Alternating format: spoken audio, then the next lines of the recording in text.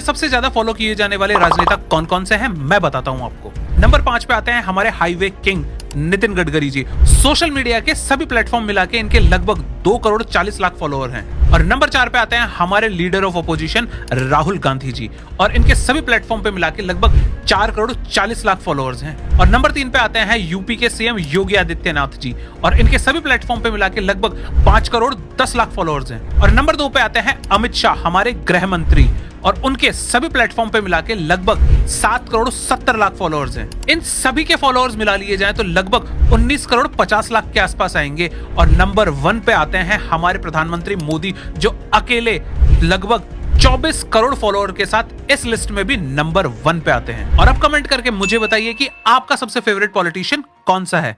आप अपने जन्म के महीने के आधार पर यह पता लगा सकते हो कि आप महाभारत के कौन से योद्धा हो। जैसे अगर आपका जन्म जनवरी में हुआ है, मतलब आप युधिष्ठिर हो, आप धर्म के आगे किसी की नहीं चलने दोगे। अगर आपका जन्म फरवरी में हुआ, इसका मतलब आप दुर्योधन हो, आपके अंदर अहंकार बहुत है। मार्च में अगर आपका जन्म है, इसका मतलब आप भीष्म हो, जो प्रतिज्ञावादी है। अगर कुछ ठान लिया तो बस वो करके दिखाएगा।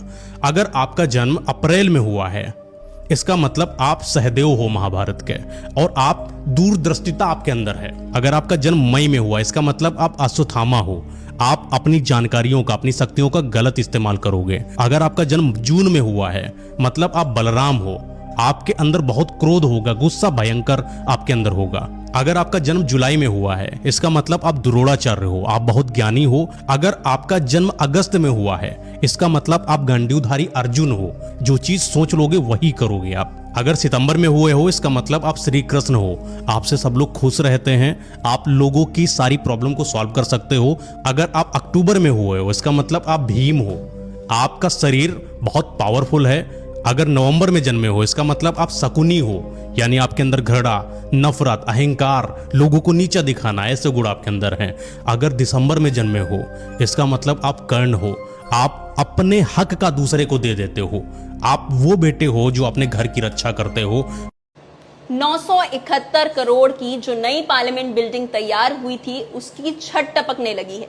दिल्ली में भारी बारिश का असर ये रहा कि टैक्स पेयर के करोड़ों रुपए लगाकर मई 2023 में जो नई पार्लियामेंट की बिल्डिंग तैयार हुई थी, उसकी लॉबी एरिया की छत लीक होने लगी है। इससे बेहतर तो वो घर थे जो 10-20 लाख रुपए लगाकर हमारे माँ बाप बनवाते हैं, और वो सालों साल तक चलते हैं। इस नई पार्लियामेंट बिल्डिंग के लीक के फोटोज और वीडियो सोशल मीडिया पर वायरल हैं। अगर 971 करोड़ लगाने के बाद कंस्ट्रक्शन की क्वालिटी ये है, तो फिर आगे तो भगवान ही मालिक है। क्या है आपका कहना ये फोटोज और वीडियोस देखने के बाद? आप मुझे कमेंट्स में बताइएगा, और जाने से पहले इस वीडियो को शेयर जरूर कीजिएगा।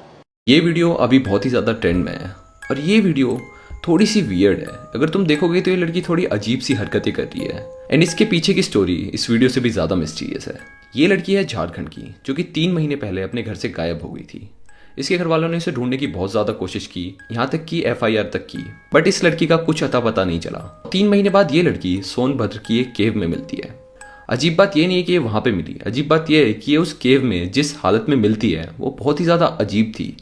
ये लड़की वहाँ पे नॉर्मल बिहेव नहीं कर रही थी, ये एक स्नेक की तरह बिहेव कर रही थी, बार बार अपनी जीभ बाहर निकाल रही थी, और यहाँ तक कि ये रेंग रेंग कर चल रही थी। लड़की के घर वालों का कहना यह है कि उनकी लड़की कुछ दिन पहले उनके सपनों में आई थी, और उसने बताया था कि वो कहाँ पर है। ये सब पता चलते ही लोग इसको एक चमत्कार की तरह देख रहे थे। काफ़ी सारे लोग इस लड़की की पूजा करने लगे। सबसे अजीब बात यह है कि ये लड़की वहाँ तक पहुंची कैसे, और ये ऐसा बिहेव क्यों कर रही थी, और इसने 3 महीने तक उस गुफा में सरवाइव कैसे किया।